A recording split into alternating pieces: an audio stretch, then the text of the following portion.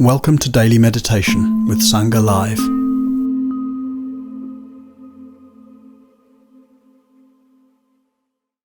And my friends, nice to see you.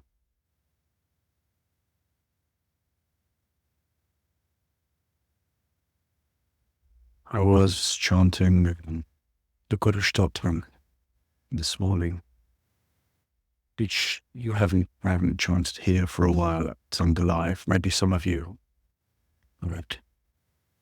Before, all I knew, I had often chanted at this time of year, and for the death anniversary of my Indian teacher today, whose 10 years anniversary.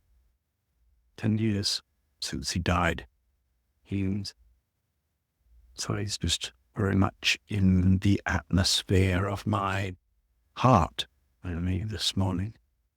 And that particular thing, chanting the Gottesstattern like that, it's always a way to feel. For us, it's kind of verses in praise of one's teacher. Guru Stottern. Guru. And guru is become a loaded word, but guru really means teacher. So Gottesstattern verses. And there's something about the melody of that chant, which is also very, very evocative, and the words of that chant, which are kind of hagiographic, in some way. And the hagiography means, what does hagiography mean? It means disproportionate praise, basically. And in the Indian tradition, hagiography is used to express a kind of boundless love, a love that transcends a more rational sense of things. So, Dhyan Mulam Guru Murti means the essence of meditation is the form of, just to see a form of one's beloved teacher is to understand the essence of meditation. Dhyan Mulam Guru Murti, Puja Mulam Guru Padam. To touch the feet of one's teacher is to understand the essence of puja, kind of ceremony, ritual, prayer, etc.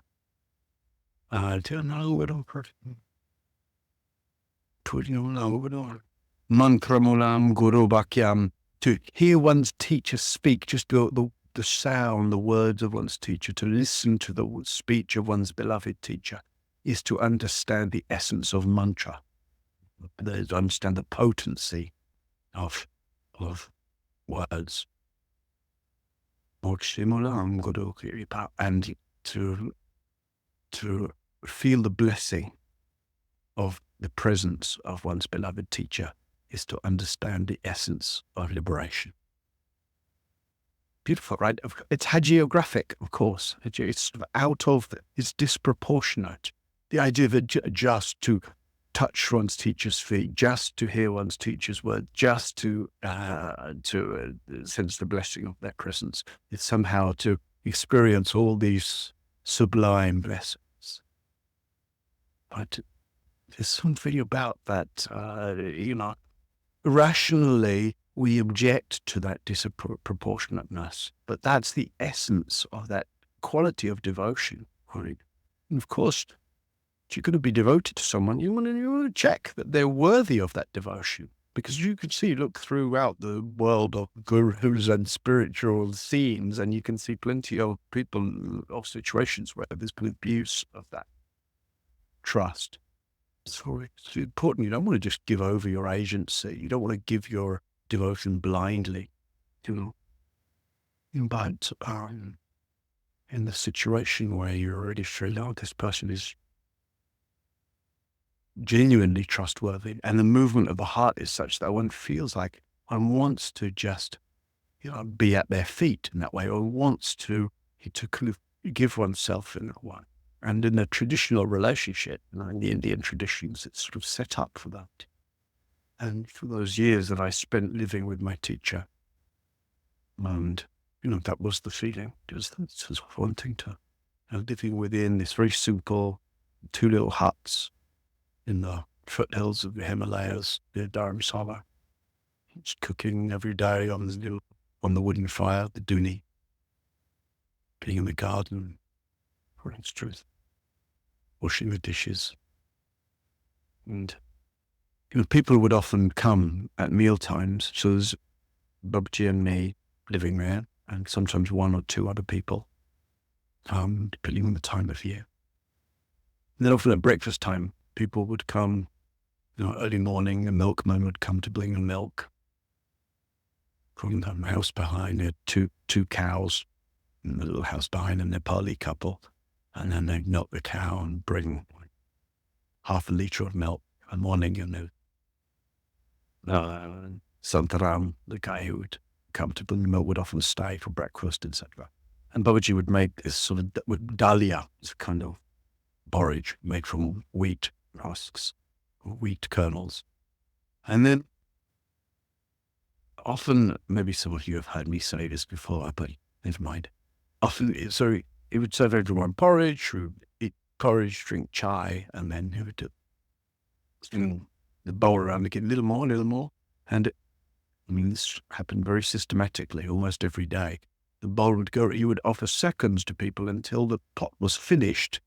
And then I would be at the end of the circle next to him. And then he would say, so you little more. And then the pot would be empty, and he'd say, Martin, you can wash it up. And, every day, seconds for everybody else, and then Martin, you wash the pot.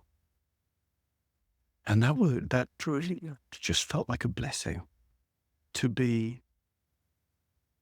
It doesn't sound like that maybe, but the feeling is to being honored to be able to wash the pot, being honored to not, rather than just being given a little bit more, to be, don't know how to explain. In fact, because it's the anniversary of his death today, just my love for him and gratitude to him and appreciation for the way those 3 years. I met him when I was 19, or maybe a few days after my 20th birthday, I met him actually. And the way that his next 3 years or so, particularly, as well as all the years I knew him afterwards, but those 3 years, the 2 or 3 years that I lived with him quite intensively, just all the ways that really colored the whole of the rest of my life. In so many ways.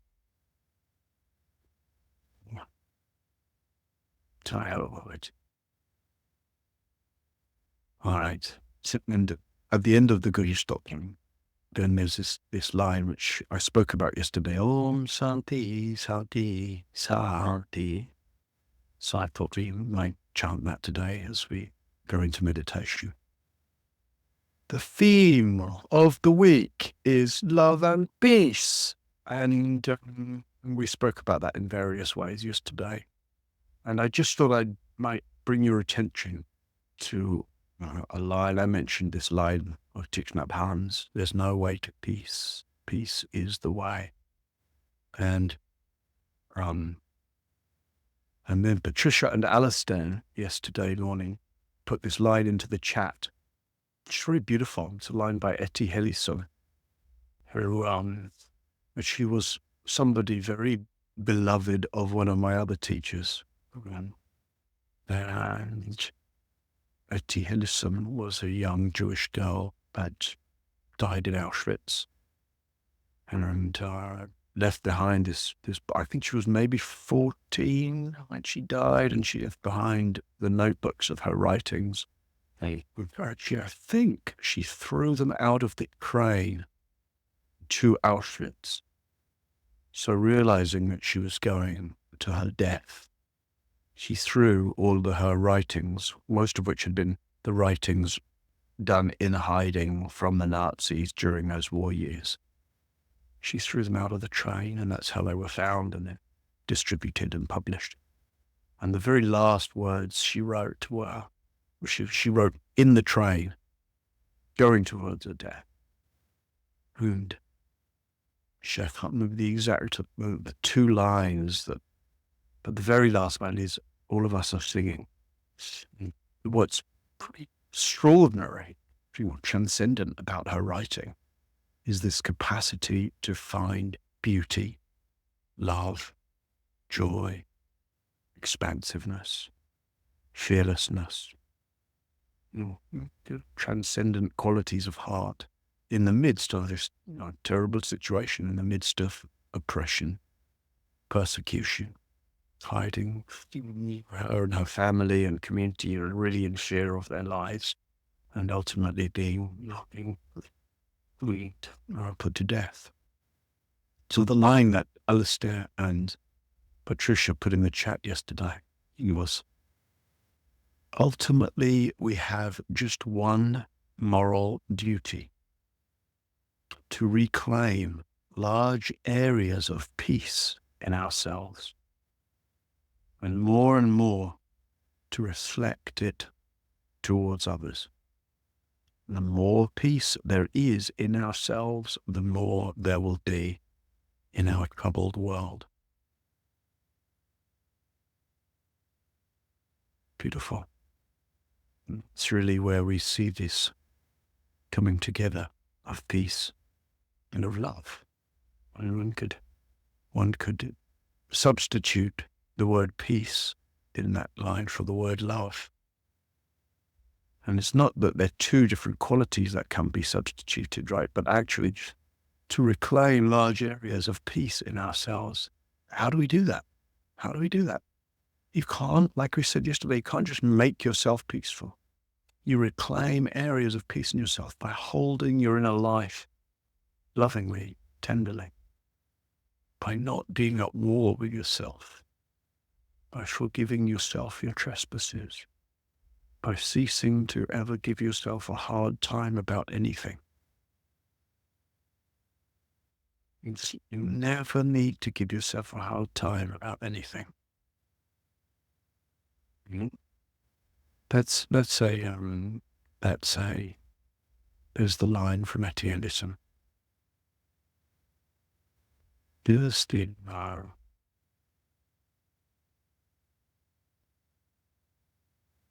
Difficult truth for some of us. We're so used to blaming ourselves, berating ourselves, replaying things that we think we've done or said that we shouldn't have done or said, or replaying how we could have done or said those things differently. And of course, there's great room in our lives for reflection, to looking back and saying, oh, that wasn't very skillful. I wish I hadn't done that. You don't actually learn from those reflections if when you're busy blaming and shaming yourself. Or what you learn from that is just that you reinforce the sense, oh, I should be blamed and shamed. It's never work. It's never necessary to give yourself a hard time about everything. And it's perfectly possible to look back and see, there's some regret or some remorse. There's some need to apologize or some wish to do things differently, without disturbing this basic inner environment of gentleness, tenderness, forgiveness, love, peace.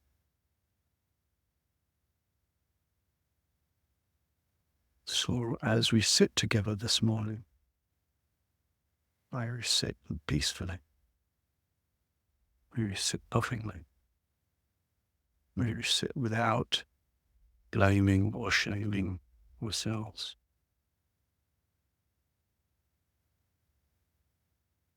Never give ourselves a hard time about anything. So please take your seat for meditation. And as we begin, just the first few minutes, we'll just offer this supreme chant of peace. Om Shanti Shanti Shanti. I offered that rather poetic translation yesterday. May peace and peace and peace be everywhere. Om means the totality of existence, and Shanti means peace.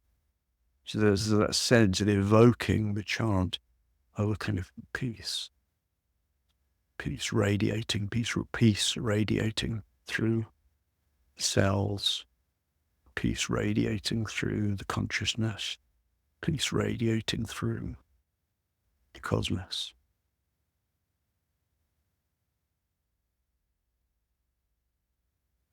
Om Shanti, Shanti, Shanti.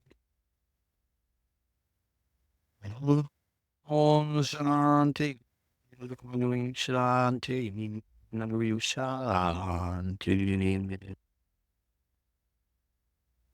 Om Shanti, Shanti, Shanti. Om Shanti, Shanti, Shanti. Om Shanti, Shanti, Shanti. Om Shanti, Shanti, Shanti. Om Shanti, Shanti, Shanti. Om Shanti, Shanti, Shanti. Om Shanti, Shanti, Shanti.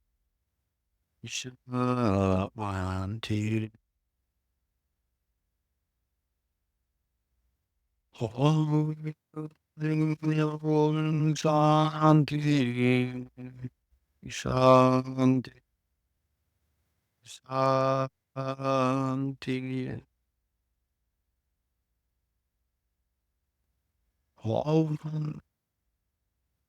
Shanti, Shanti, Shanti. Om Shanti, Shanti, Shanti.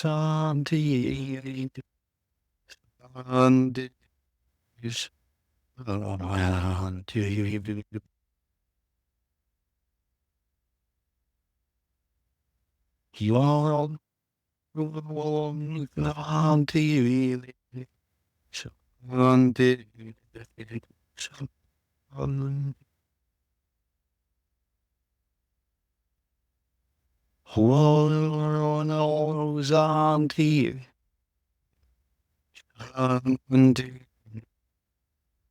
Shanti, Shanti.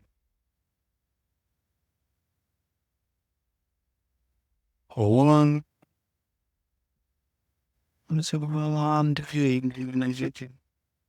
Shanti,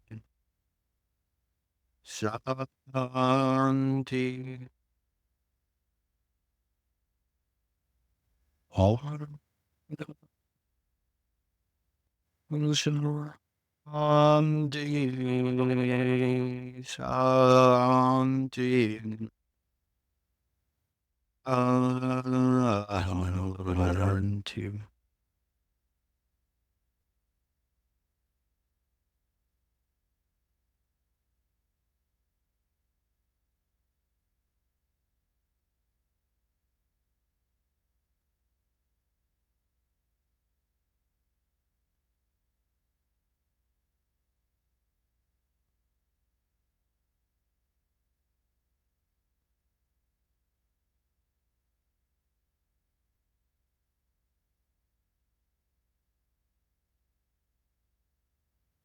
So letting your meditation this morning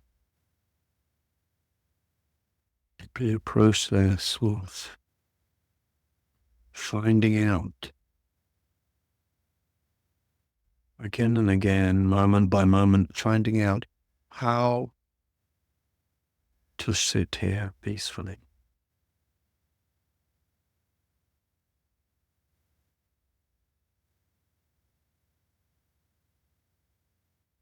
So of letting yourself be peaceful.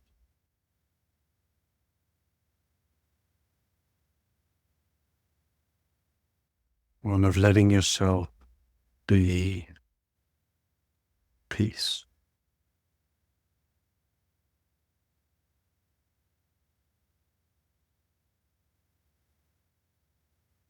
You can't make your experience peaceful, but you can be at peace with your experience the way it is.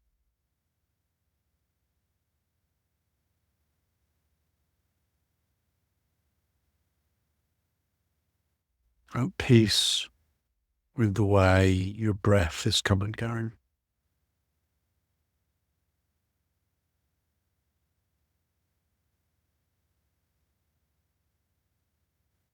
Be at peace with in the dance of bodily sensations.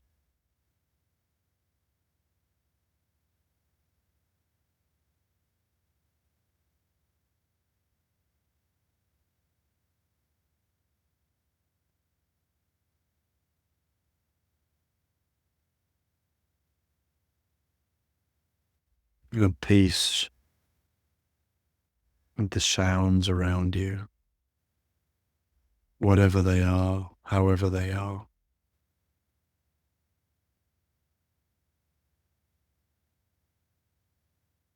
At peace with your restless mind or wandering thoughts.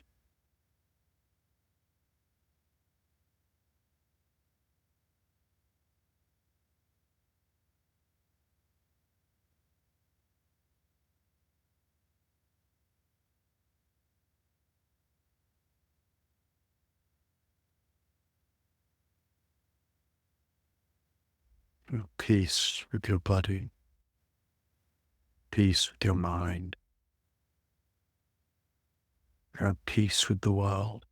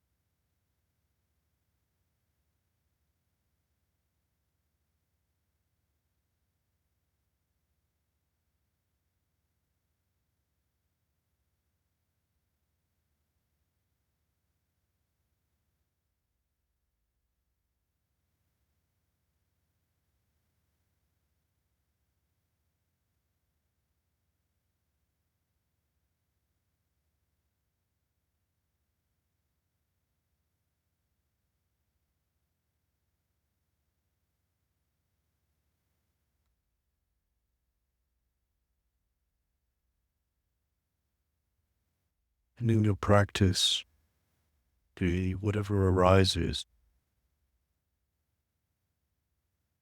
the practice of being at peace with your experience, whether it's pleasant or unpleasant.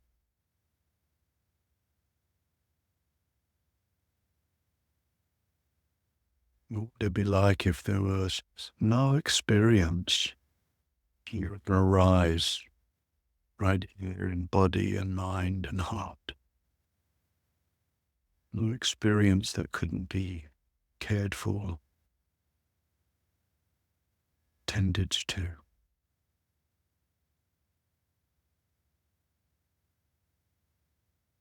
We're at peace with.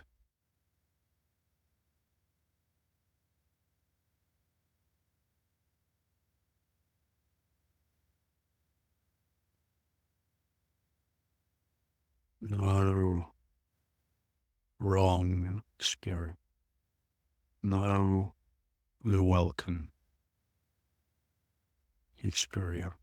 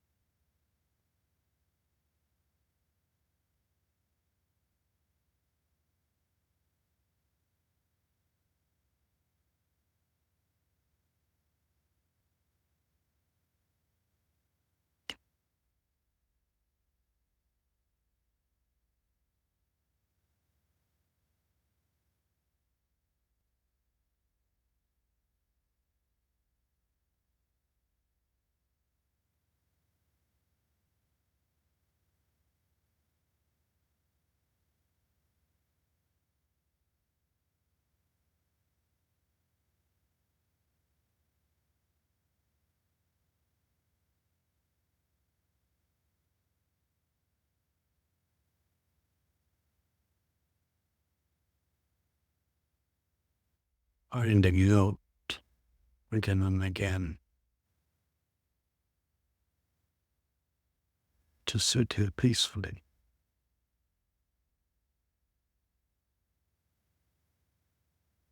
Letting yourselves come to peace.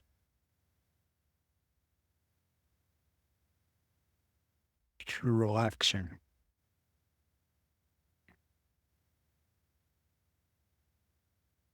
Allowing.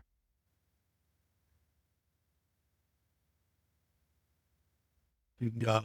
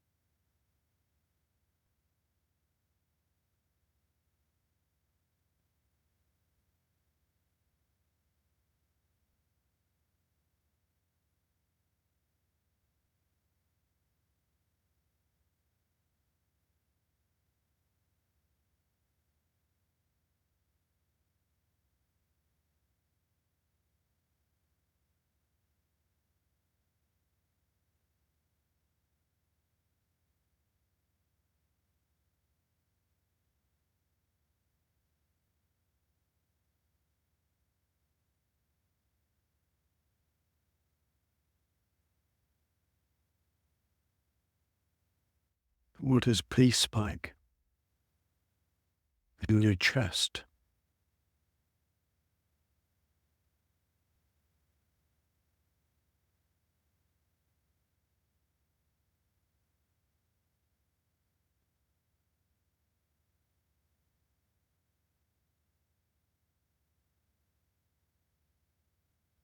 What is peace in your hands? Rest on your knees or in your lap.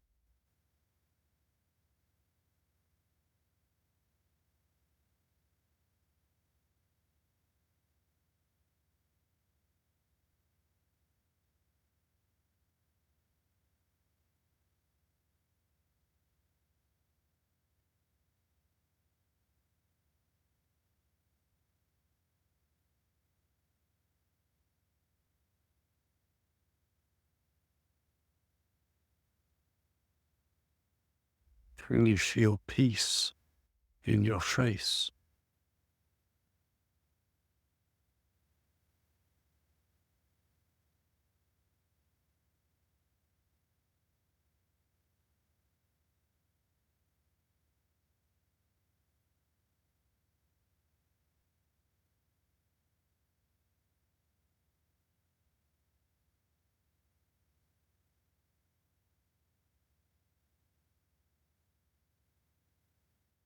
And you let your breath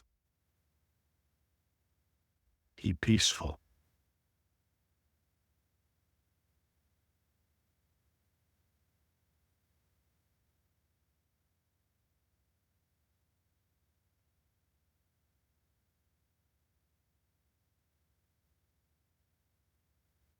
Invite everything to come to peace, to be at peace.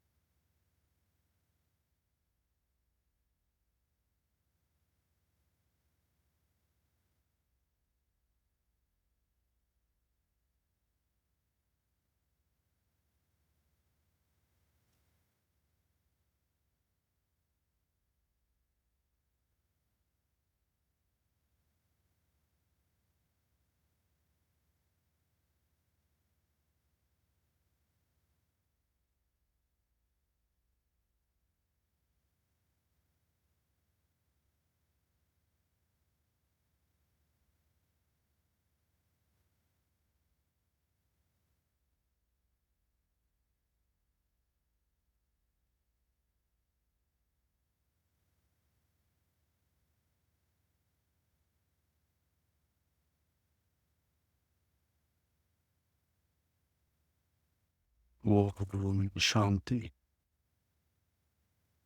Peace in your cells. Om Shanti. And peace in your heart. Om Shanti. Peace in the world. Om Shanti. Shanti Shanti. Peace and peace and peace be everywhere.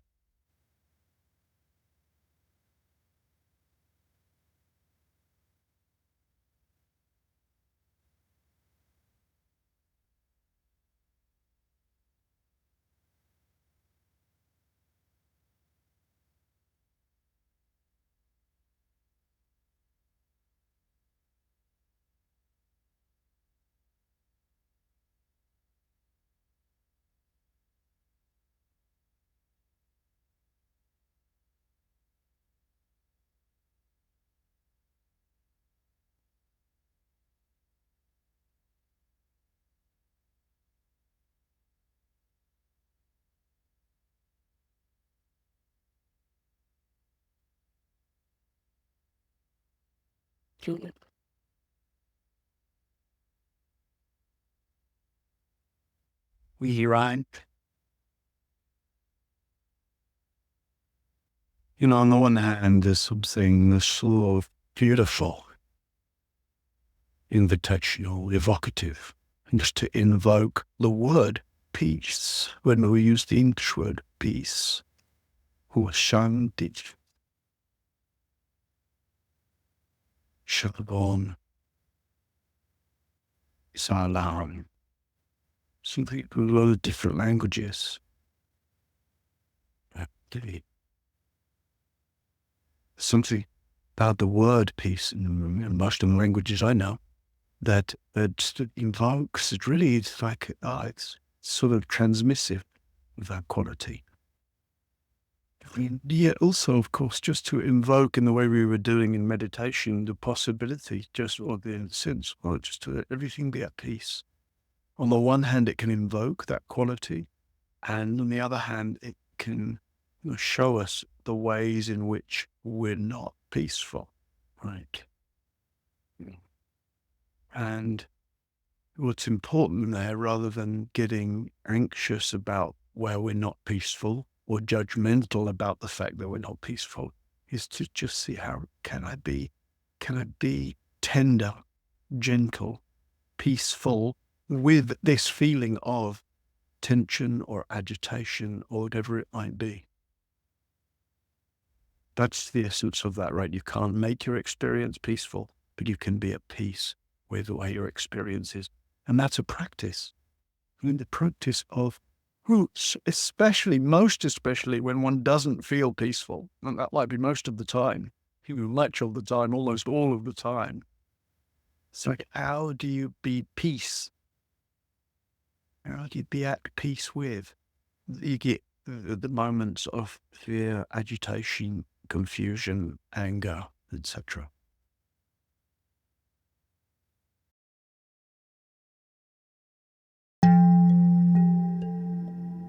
Today's podcast is an offering to you from our archive of freely available live daily classes.